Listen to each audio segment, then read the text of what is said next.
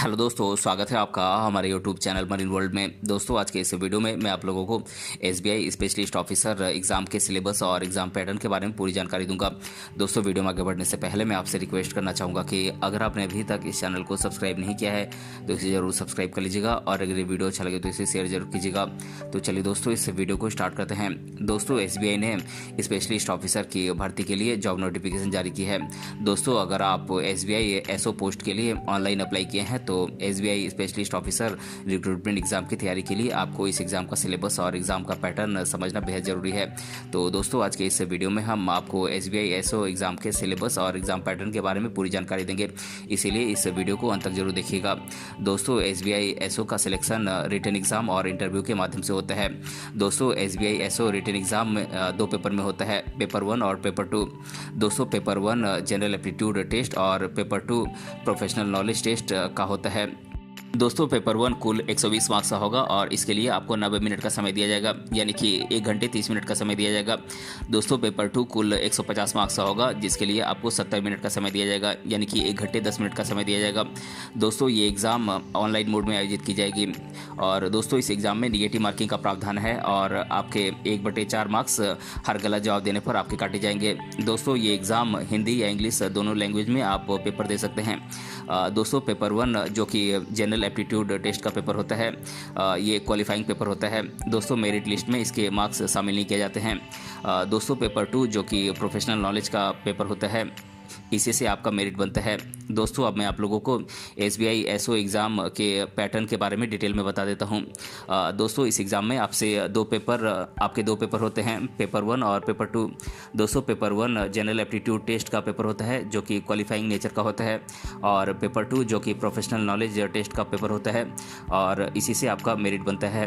दोस्तों, बात करें पेपर 1 जो कि जनरल एप्टीट्यूड टेस्ट का पेपर होता है, इसमें आपसे रीजनिंग एबिलिटी, क्वान्टिटेटिव एप्टीट्यूड और इंग्लिश लैंग्वेज से क्वेश्चन पूछ जाते हैं।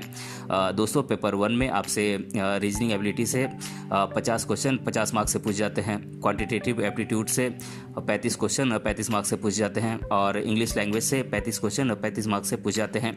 इस प्रकार कुल मिलाकर पेपर 1 जो कि जनरल एप्टीट्यूड टेस्ट का होता है, इसमें आपसे 120 क्वेश्चन 120 मार्क्स से पूछ जाते हैं और दोस्तों, इस एग्ज़ाम में आपको 90 मिनट का समय मिलता है, यानी कि 1 घंटे 30 मिनट का समय मिलता है।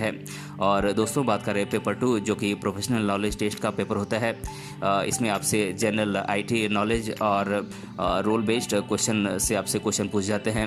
दोस्तों, जनरल आईटी नॉलेज से आपसे 25 क्वेश्चन 50 मार्क्स से पूछ जाते हैं और रोल बेस्ड क्वेश्चन से आपसे 50 क्वेश्चन 100 मार्क्स से पूछ जाते हैं। इस तरह से कुल पेपर 2 में जो कि प्रोफेशनल नॉलेज का टेस्ट होता है, इसमें आपसे 75 क्वेश्चन 150 मार्क्स से पूछे जाते हैं और दोस्तों, पेपर 2 में आपको 70 मिनट का समय मिलता है, यानी कि 1 घंटे 10 मिनट का समय मिलता है। दोस्तों, अब मैं आप लोगों को एसबीआई एसओ एग्ज़ाम के सिलेबस के बारे में डिटेल में बता देता हूं। दोस्तों, पहले बात करें पेपर 1 जो कि जनरल एप्टीट्यूड का पेपर होता है, इसके सिलेबस के बारे में मैं आप लोगों को डिटेल में बता देता हूँ।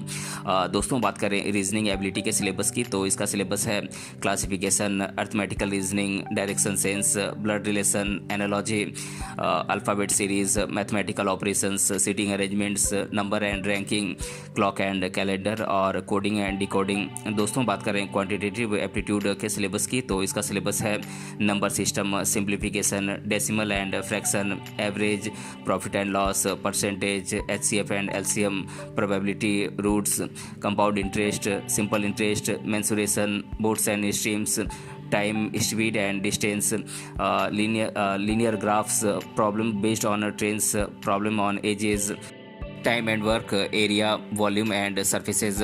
दोस्तों, बात करें इंग्लिश लैंग्वेज के सिलेबस की, तो इसका सिलेबस है reading comprehension, spotting the error, cloze test, tenses, prepositions, conjunctions, active and passive voices, one word substitution, synonyms and antonyms और इडियम्स एंड फ्रेजेज।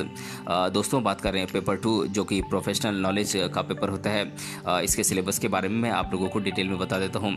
दोस्तों, बात करें जनरल आईटी नॉलेज के पेपर की, तो इसका सिलेबस है basic concepts, MS Word, MS PowerPoint, spreadsheet, Microsoft Access, operating system, working with internet, data structures, cyber security, software packages, introduction to computer science और computer networks.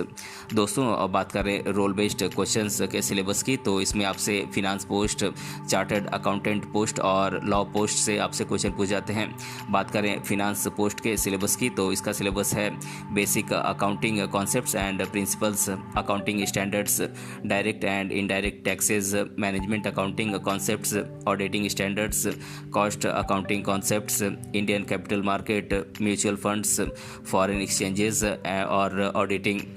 दोस्तों बात करें chartered accountant post के syllabus की, तो इसका syllabus है accounting standards, financial report standards, inflation accounting, accounting and reporting, Indian accounting standards, corporate financial reporting, share based payment, liability valuation, share business valuation, Indian capital market, mutual funds और foreign exchanges. दोस्तों बात करें law post के syllabus की, तो इसका syllabus है banking security laws, financial analysis, banking regulated laws, negotiable instruments, banker customer relations, compliance and legal aspects, security types, ethics and corporate governance in banking, banking operational laws, electronic banking, loans and advances और regulatory frameworks.